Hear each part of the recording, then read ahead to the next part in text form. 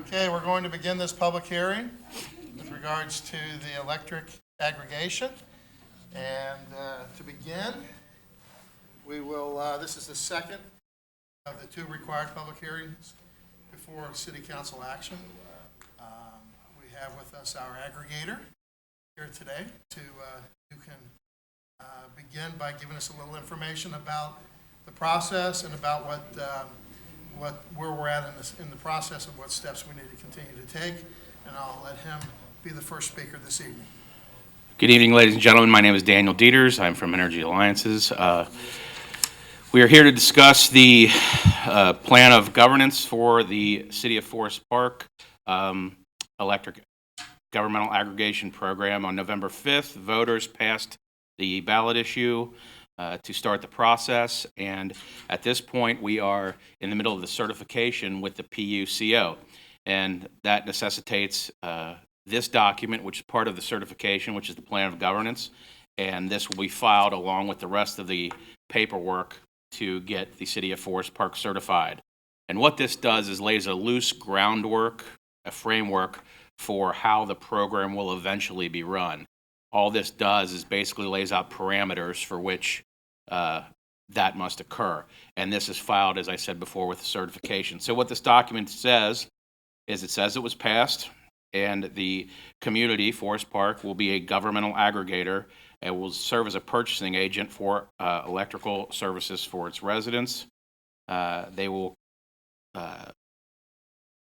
negotiate the contract with a supplier for the residents to take part in, and folks that are eligible may take part in the program. Those that are eligible are with the utility and are not in a third-party contract already and are not on PIP.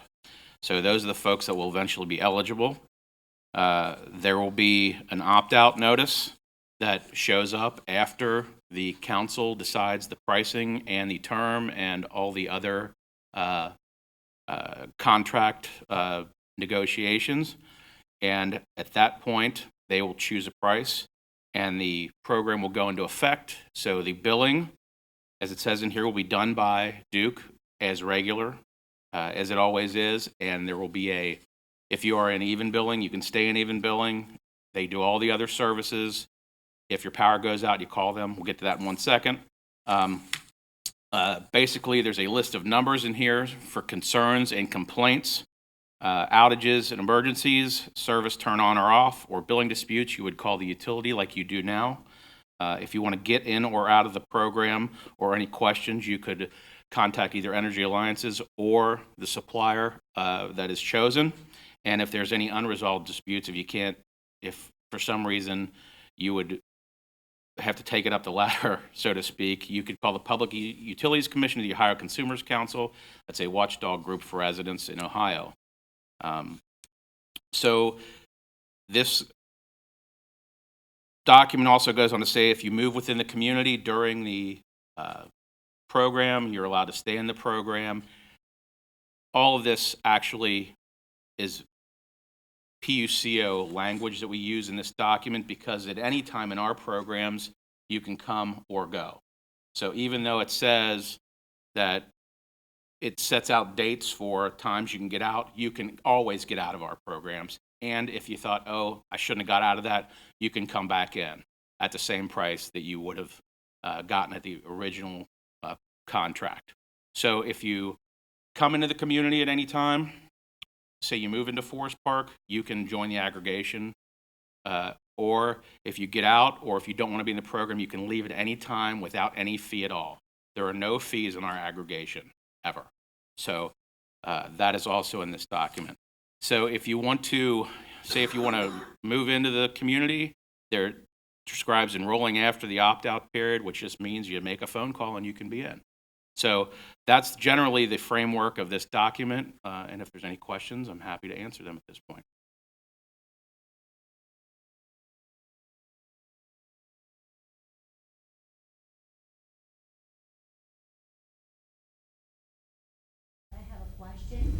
You say choose the price. What choose the price? It's not meter give you the price. What do you mean to choose the price? What she's asked is choosing a price. How's the price chosen? after all these documents are filed and the city is certified, what we'll do is we'll go out and we'll take all the information from the folks that live in Forest Park and we'll take it out and we'll price it with multiple suppliers for term, how long it's going to be, what other, a lot of other various factors in that price. So we'll come back and say, okay, the price will be whatever we can negotiate, we will give to council. So what I'm saying is we go out and we get lots of different options, lots of different prices. There could be renewable energy stuff in there. There could be, sorry? I don't know what the price is going to be yet. What we do is we go out and we basically have them bid on the contract with the city. So if, like, we just did Colerain in Green Township, which is just over on the west side, and they are 4.99 cents a kilowatt hour. So that's significantly lower than the price to compare right now. So hopefully that helps. That's kind of where we are now, and I'm hoping Forest Park will be a little bit better. We'll see. Neighbor, she signed for it, and she disappointed because she received 2 bills. One bill for Claire Energy, and another bill from Duke Energy. Okay. When she tried to cancel after, she had a hard time to do that. So the question is would you get 2 bills with our program? You will not get 2 bills. What you have to be very careful of is there's folks out there that market you via the mail or telephone, and those may not be the best programs for you. There might be some good ones out there, but if you're getting a second bill, that's usually not good. 2 bills, one for Claire Energy and the other bill for Duke Energy. Correct. That's what I meant. That's what she probably got. She got 2 bills. You will not get 2 bills. Duke Energy was still good Duke Energy. You're not canceling Duke. Duke is still the provider of all the service. So they'll do all the service. All we're doing is changing what the energy costs on the bill. And it will appear on the bill under that chosen supplier's name. This seems a little odd. So you're going out to bid to get a lower rate than what we're currently charged? Yes, that's what we're trying to do. So Duke has been overcharging us all these years? No. So the state of Ohio passed what they call deregulation in the early 2000s, meaning businesses have been doing it for years and years and years, going out and buying energy on their own. So what we do is we come in and we put all of Forest Park's homes together as an aggregation, and we go out and we take that and we bid that out. So we can sometimes, through that bulk buying process, not sometimes, every one of our programs is lower than the Duke price to compare. Now, will Duke also give us a little lowering of for distribution for bringing it in after you get it set up and we get the 4399? Well, I don't know about the price yet, but the question is will Duke lower their distribution cost? I can emphatically say that is terribly unlikely, because that's the portion of the bill that they are regulated on through the PUCO. So their transmission and their distribution costs, all that stuff, if you look at your bill, there's 2 sections. The upper section is what everybody pays. In the lower section, there's one line item where we will be able to change that price of that energy to a cheaper number, hopefully. So will this bid go out for a specific term? Because what if in that Yes, ma'am. The term, the question was, is there a specific term? Yeah, we're going to go out and we're going to ask these folks for 1, 2, and 3-year terms. So we can sort through all that and present it all in a pretty clean package to council, and council can say, okay, we think the best, that we'll make a recommendation, and then council will say, okay, well, that we like the 2-year term, or sometimes we do a 30-month term, depending on how the market is running. We know some prices that are going to be fixed out in the future, so we can stop it short or run it through those times if we think it's a good deal or not. So the term is up in the air. So, but we're going to ask for a lot of them. So we could still be in a position where there's another group out there that has a lower rate, but we're stuck into this rate that wherever we are. Well, it depends what the market, or you could be the group with the lower rate. So that's the bottom line is there is some market condition to this, but fortunately, Energy Alliances is so big that we have a lot of buying power in addition to Forest Park. We have about 225,000 other homes in Hamilton County, Southern Ohio, not just Hamilton County. And there's some in Northern Ohio too. So we're going to go out and try to get the best price we can at the best terms with the best conditions to make sure that we protect the residents. And like I said, there's no obligation. You'll be able to come and go as you please. From year to year or Sure. quarter to quarter, just jump around. If you really wanted to. You have to be involved. But you got to be careful because sometimes they're allowed to move that. They're allowed to, if say you sign a 1-year deal with somebody and it's a really good rate, they're obligated to give you a follow-up rate. And if that follow-up rate isn't good at all, if you're watching, say, okay, say you're at 5 cents, and the new rate at the end of your term, they're going to move you to 6.5 cents, which is well above the price to compare. So if you don't react and change that contract, you're going to be stuck for at least a couple months paying that new rate. So at the end of our contracts, whatever this council chooses, if 2 things are going to happen, they're either going to call us back or you won't call us back. We'll be around still watching the rate the whole time. But what'll happen is at the end of when we get a year out, 8 months out before the end, we'll be pricing and looking and making sure that there's a new rate available to continue the aggregation, or the council will say, this isn't for us. Everybody's going back to Duke. But we're never going to give you that mystery rate in an aggregation. And will you make that bid information available so we can just review it for? Sure. Whatever Mr. Gwynn over here tells me to do, we're going to do. We're going to hand it all to you. And put together a communication system that if you're not on my email, are you on my email list already? Okay. We will try to get information out at least every 6 months. I would like to do it on a quarterly basis, but we have to see what kind of information that we can get and how fast we can put it together on a regular basis. But yes, I want everybody to know what's going on. Oh, that's nice. we usually do a quarterly report for the city that they could post on their site. And if you go to our site now, Forest Park actually has a little page at Energy Alliances. I don't know, is it linked to? I don't know yet. I don't know if it's linked here yet, but you'll be able to go to ours and read everything about the program all the time. And it has a timeline on there right now. So, but there's some, we keep it pretty general. There's some proprietary stuff that we do that's a little different than other folks do. So you'll get the numbers and you'll get as much as they request. Feel free to call. You know, don't wait and say, where is it, when is it coming? You call, and if I can't answer it, I'll talk to Dan and we'll get you the information. That is the same number? My number? Am I the same one? Yeah. Even for that one, it's the same number for that? Mhm. Thanks. In speculation and doing your research, what is the lowest you have found now? Right. In our history, in our particular history, I think we're about 4.6 was one of the lowest ones we've ever seen. But they've been all the way up into the 7s and higher. Energy is historically low right now because of the amount of gas. When I started in this 2005, they were using a lot of coal to make electricity, and they were using about 20% gas. Now it's about 80% gas to make electricity. And you see how cheap gas is. So that has kept energy prices pretty low. So we want to.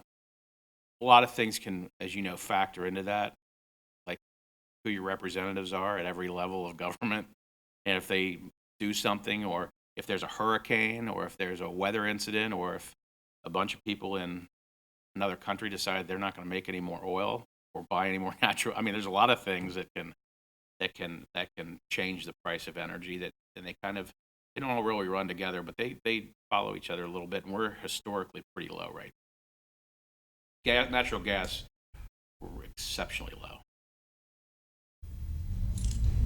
Now this is gonna take place, what, in the next 6 months, next? Yeah, 3 we're months? targeting rolling the program.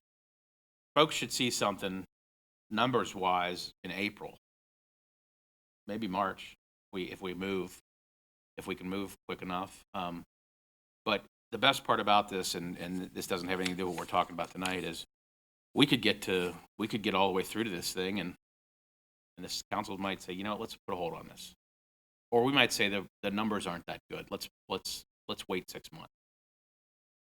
If we're not beating the Duke price, we're not going to do this. But I think we will.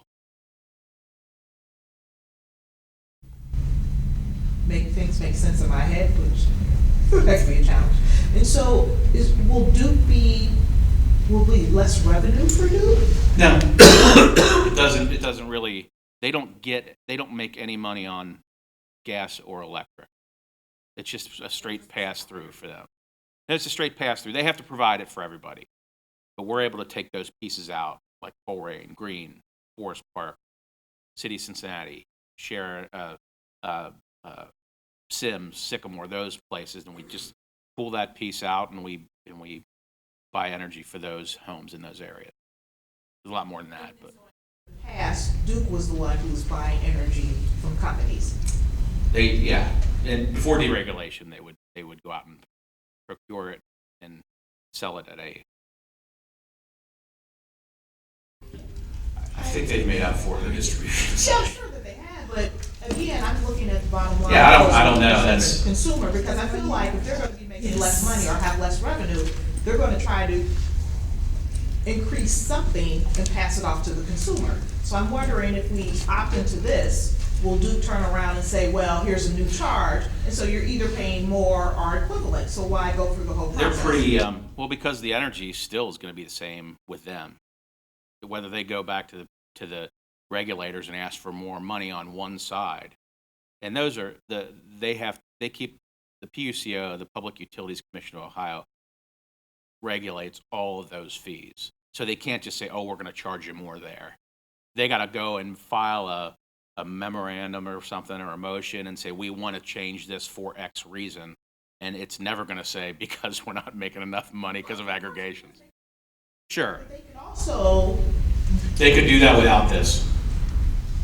I understand Yeah. that, but the fact that this is happening, the role that they play, it might affect their revenue. And so again, We're most pretty far companies are down. creative of how they Yeah. make up that. So I'm just wondering, how is that gonna really benefit the consumer, the resident that's paying for the utilities? I think we're so far out of that in deregulation right now that I'm not sure that would even, they're working on, when they build a pipeline, or when they do other things, those are the kind of things that drive their distribution one way or the other.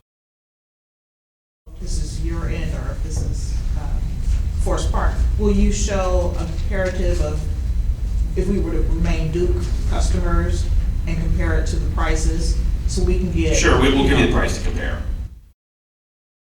With the basis, or is this a one-time?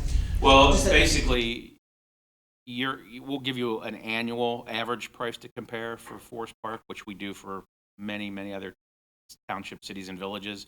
So we'll be able to tell you, we'll take everybody's information and we can put them all together and we'll average them out and we'll tell you.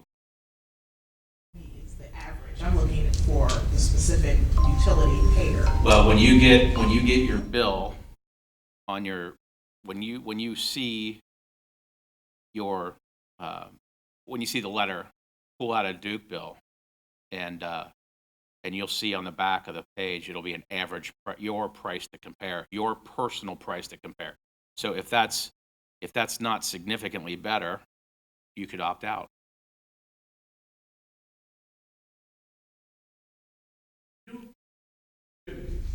You are a supplier.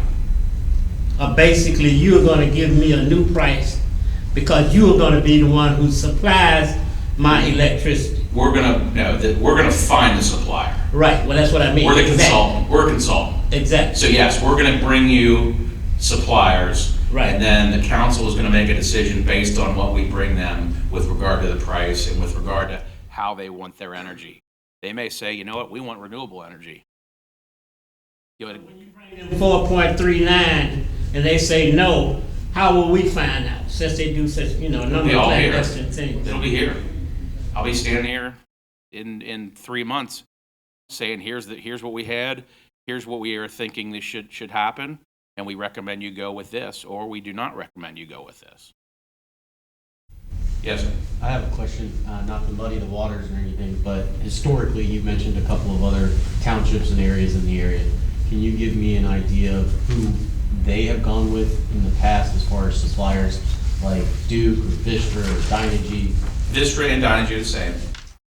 Yeah, so a lot of them have gone with Dynegy, Vistra. Evendale last year went with Constellation. We've had, folks. We've asked for we've asked a lot of companies that supply this to do this, and this is an expensive proposition for them. So you're generally dealing with a company that's pretty darn big. So the ones you see in the mail that you get, most of those, if it's not AEP or Dynegy Vistra or Constellation, if it's one of those folks probably aren't even don't even have the ability to do an aggregation in Ohio, because you have to be registered to supply an aggregation. So, and that's happened before. I've seen folks go out to price and somebody will win, and then the company can't even fulfill the contract. But that's what we make sure we do. We make sure that any company that gets chosen to fulfill this contract is going to be able to do it. Is going to be big enough to do it. Is going to meet all the credit criteria, all those things.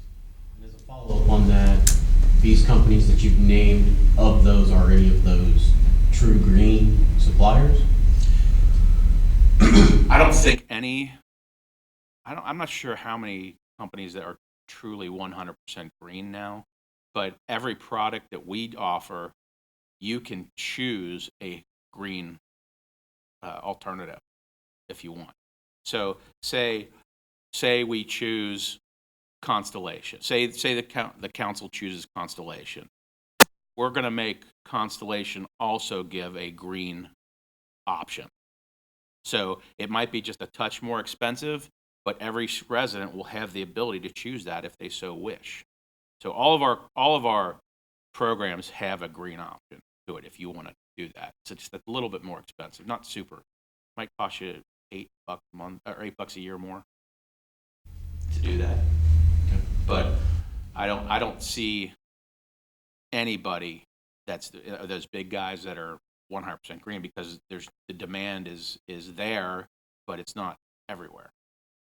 I go into some areas and they say, "Give me the lowest number." Yeah, I understand too. Will the city be paying any opt-out fees when I want to leave Constellation to go with the new? The question is, does the city pay any fees of any kind? None. No. And so who pays this? You're We're the consultant. so We the get a city little, pays you that's not. yeah, we get a little that's not tiny us. piece. We get a little tiny piece of the price. It's like 5/1000th of a cent or something. So we'll have another meeting in, 3 to 6 months? Yeah, when we get all the pricing together, they've indicated they wanted to have sort of another town hall, or whatever you want to call it, some sort of. And then you're gonna decide when you're gonna have. We'll present it to Mr. Gwynn, and That's then, the city. and then that is Mr. Well, I don't know. I know. No, we'll do it as quickly as we can. Obviously, we're not just going to spring it on, because we wanted to review it and ask his questions, and then we'll come in and do this again. It's the final say so. The city only has say. the only say so. We have no say so. All we're doing is gathering the prices. Now, the city of Forest Park residents has passed it to give you the opportunity to go out. They don't have any say-so until the city or city council decides about what you offer, right? Correct. There's really nothing to have say so over until they decide they're going to do a program. Yeah, correct.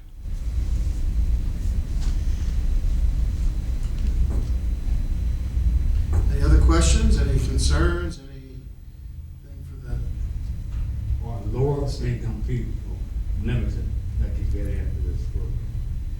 There's no, I think only as if you're on the PIPP program is the only limitation. That's by PCO, not by us. And you want me to talk about how unfair that is? I'd be happy to do that. The folks that need it the most, and that some of us of our taxes are helping that happen, why do they have to pay a higher rate? And they can't afford it. They should be able to get involved in this. The reason they always give is the Duke holds the credit, but they hold the credit on the other one too. So I think they should let them in, but that's just me. Residents, excuse me, residents that are on even billing, they can opt into it as well. Yeah, it's the same. It won't change, except maybe your even bill will go a little bit lower because they'll recalculate it. And then, so if you're paying a cheaper rate, they use your last year's usage, and then they recalculate it. It might go down $1 or $2, or if you use too much more than last year, it might go up $1 or $2. Now, it easily come in with, you paid your bill 6 months regular, you allowed to get into this program. If not, they don't consider it. Well, that's the good thing is if they do, if you can get out of that status, then you can opt into ours at any time. You can always get in.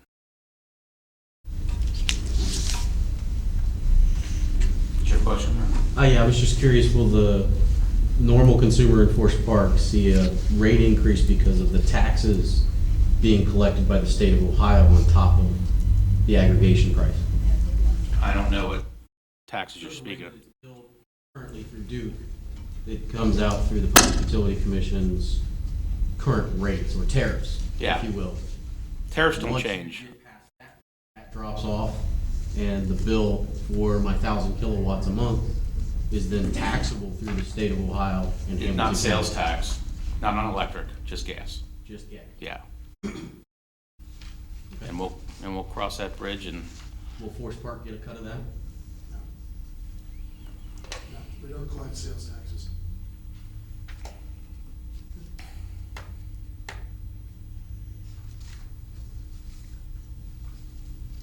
okay. That's good.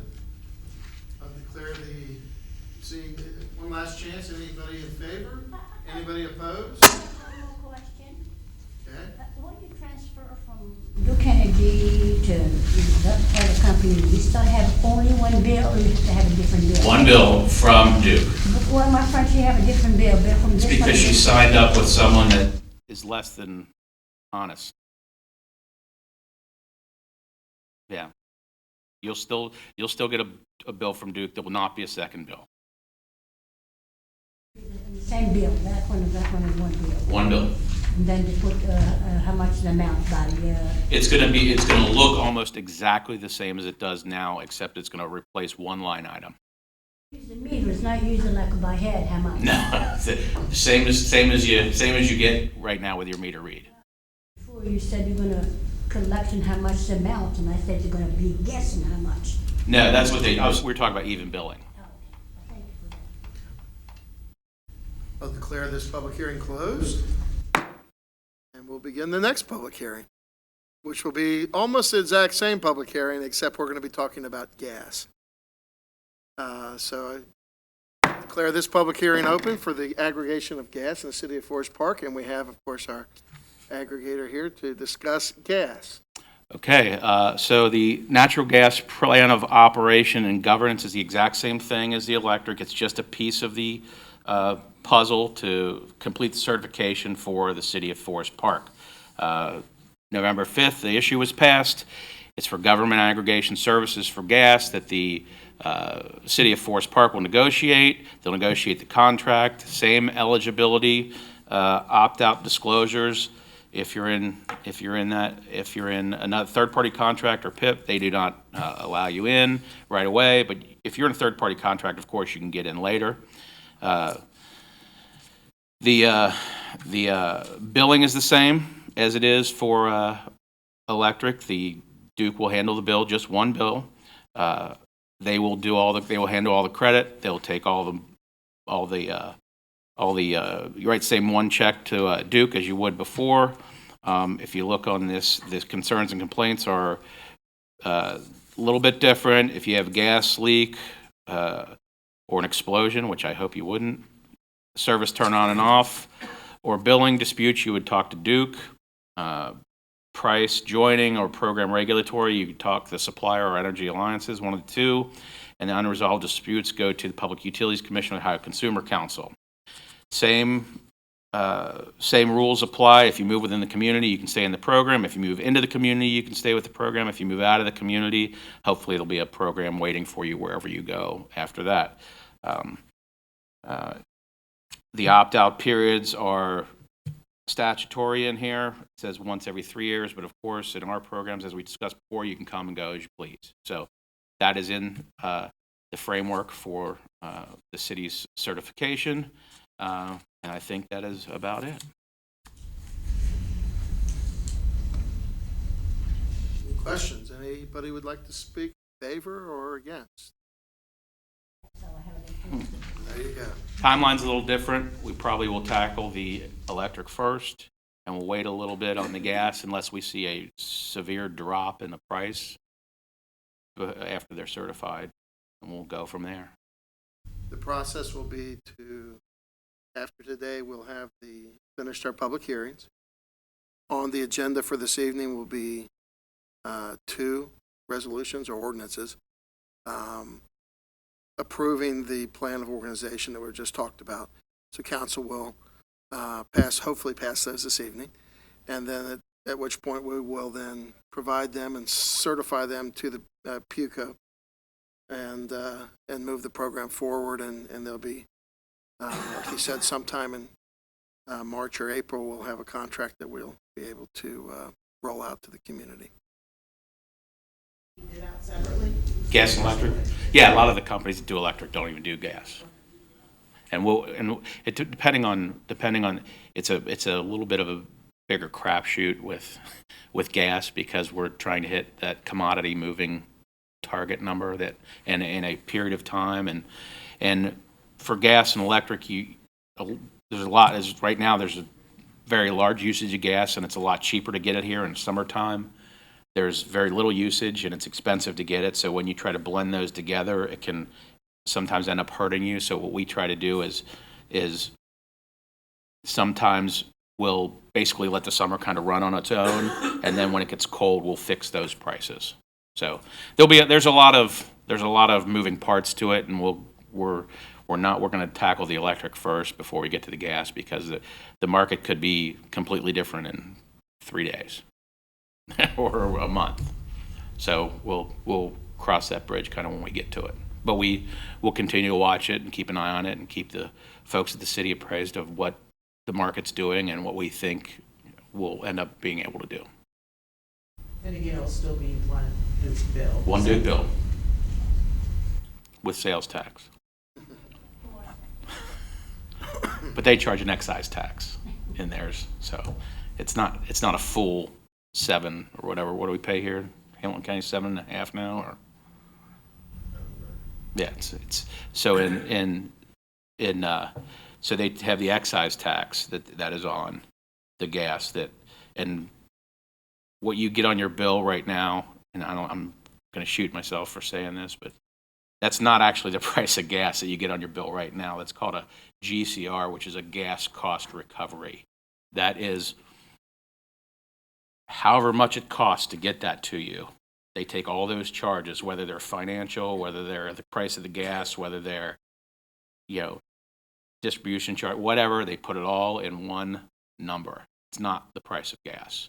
And if they don't charge enough one month, they'll make it up the next month and charge you more to make up for the last month. They have adjustments almost every month in their pricing.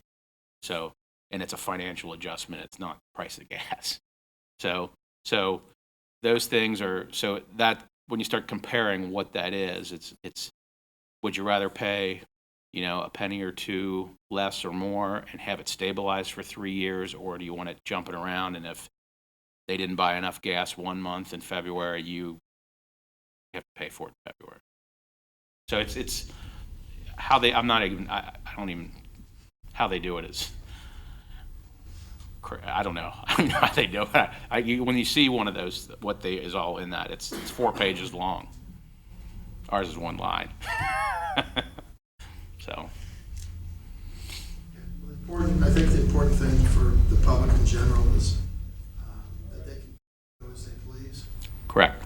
If they're in a third-party contract right now, or if they get into a third-party contract right now, after the program starts, if they get out and get into someone that's not our aggregation, those companies may charge you a fee to get out because it's not our aggregation. Getting in and out of our aggregation, there will be no fees. What's that? Cancellation fee? We have no cancellation fees. If you're with another, if you sign up like your friend and they sign up with another company, that company may charge a cancellation fee in order for them to move here. So they may have to wait till that contract's over to avoid that cancellation fee.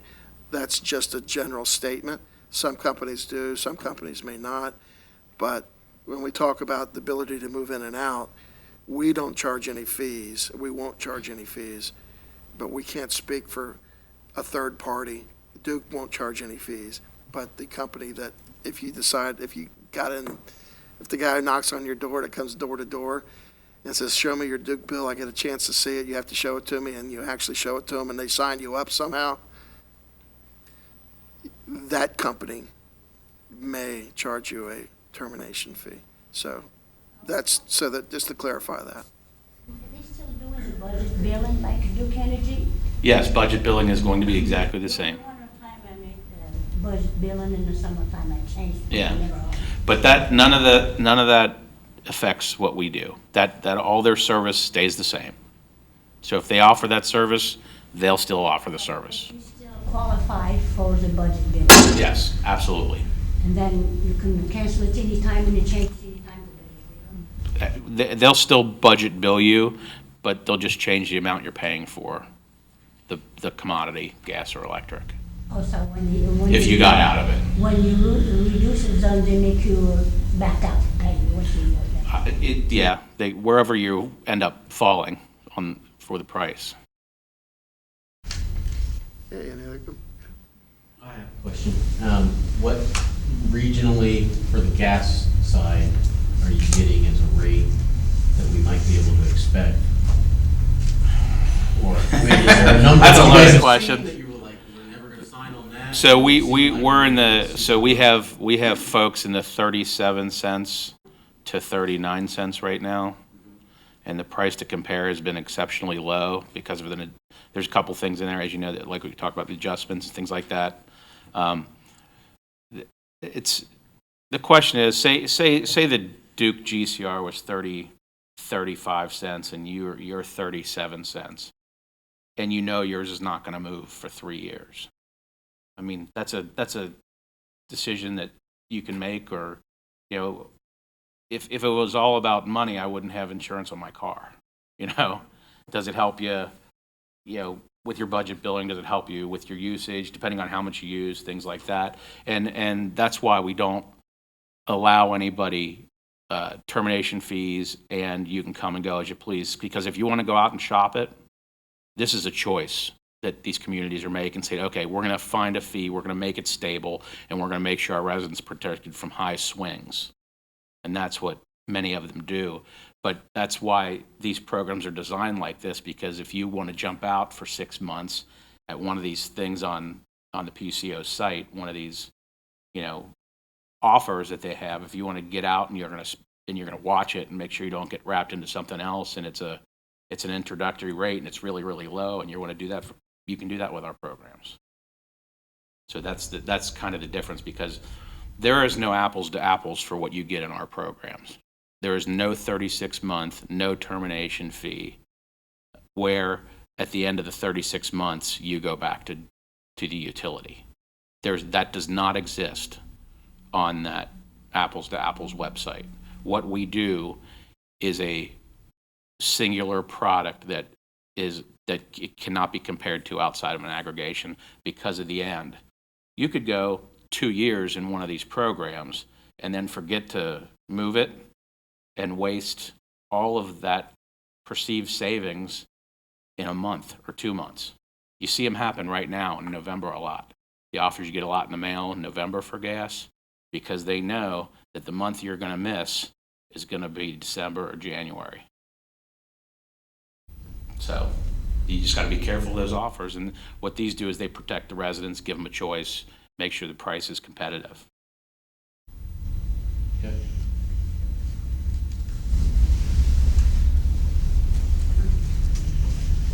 Any further questions, any concerns? Seeing none, I declare this public hearing over.